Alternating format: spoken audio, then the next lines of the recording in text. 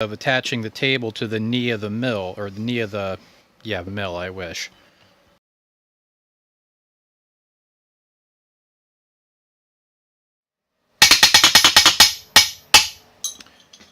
Ladies and gentlemen, welcome to New Jersey.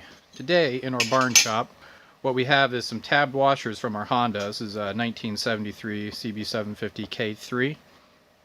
And these are very broken, very not reusable, and also very hard to find.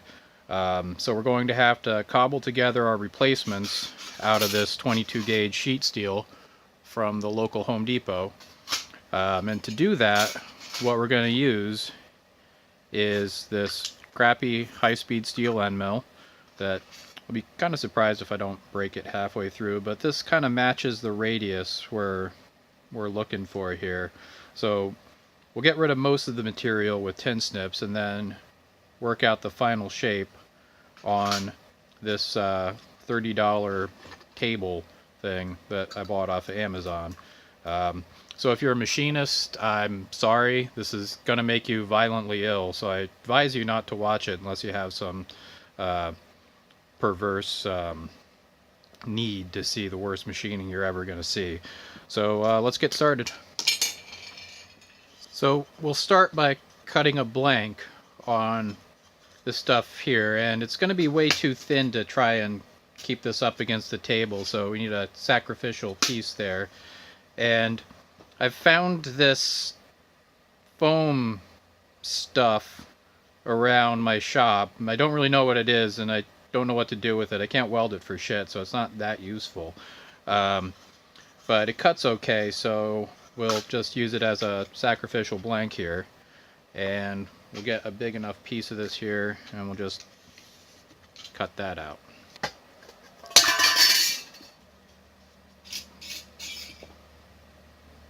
Boop.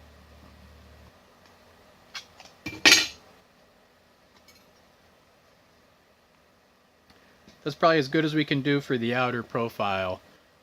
So we're going to set up the table here on our drill press. Alright, let's just get this centered up here, and we got some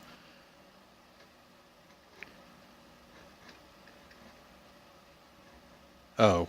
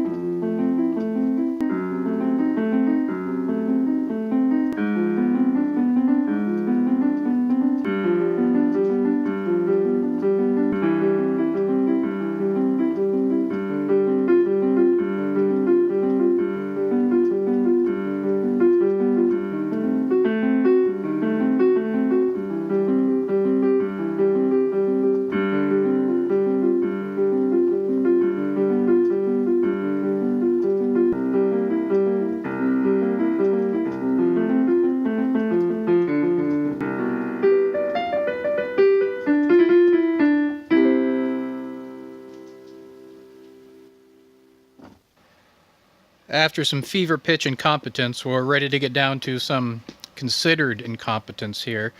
Finally got the table screwed onto the other table, knee of the drill press, and got our end mill in there as rigid as we can get it, but you can see there just isn't going to be any rigidity in this setup. so it's going to be a fight to do anything well. Luckily, we're just working described lines, so this could go okay. I think I'm going to hog out some material here with a drill bit.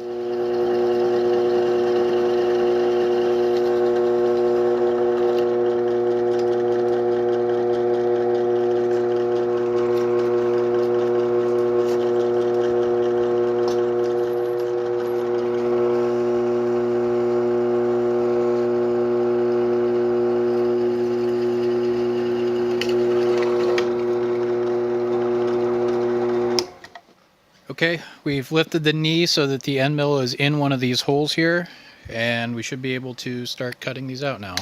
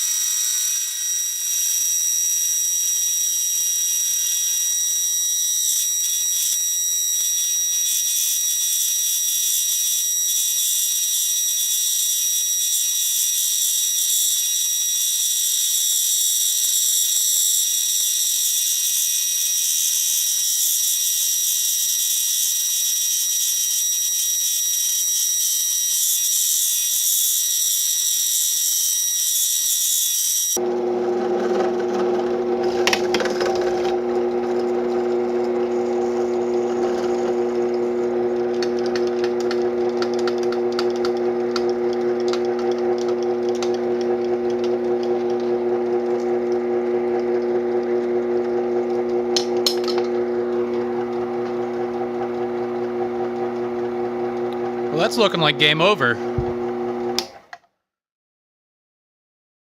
Okay, so what happened here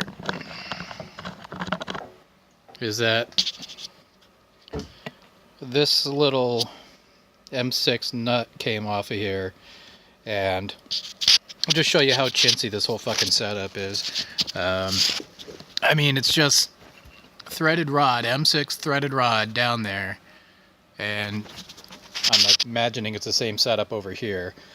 But yeah, as you can imagine, the backlash is terrible.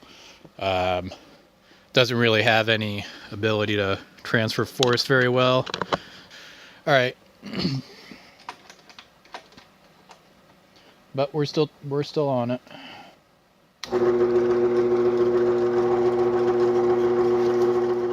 We got the rough shape there, and I think I'm just going to do the rest of it with a die grinder and hand filing. So do that.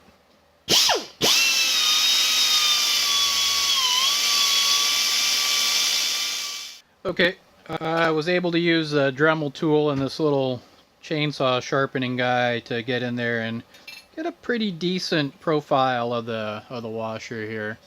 So the only thing left to do is deburr these, because these are freaking nasty, and put these 10mm holes. Of course, I don't have a 10mm bit. These will be 3/8. Okay, whipped a quick deburr on them on the belt grinder there. I'm just going to hit them with this polishing wheel, and then I'm going to zinc plate them. I got these in our zinc acetate here. I've gone to this neat little trick of putting hose clamps on the copper. That seems to work pretty good. It gets good contact between the titanium wire and the rail. So that works out pretty good, and looks like we should be plating pretty decently. Could probably use just a little more chooch from our power supply. There's the new one there, but it's not here. So there you have it. Brand new tabbed washers to replace our old broken ones. I think the zinc came out really good. Got a nice bright finish out of them. The polish underneath them shows up really good. So that's it. Hope you learned something. Really appreciate you watching it, and I'll try better next time.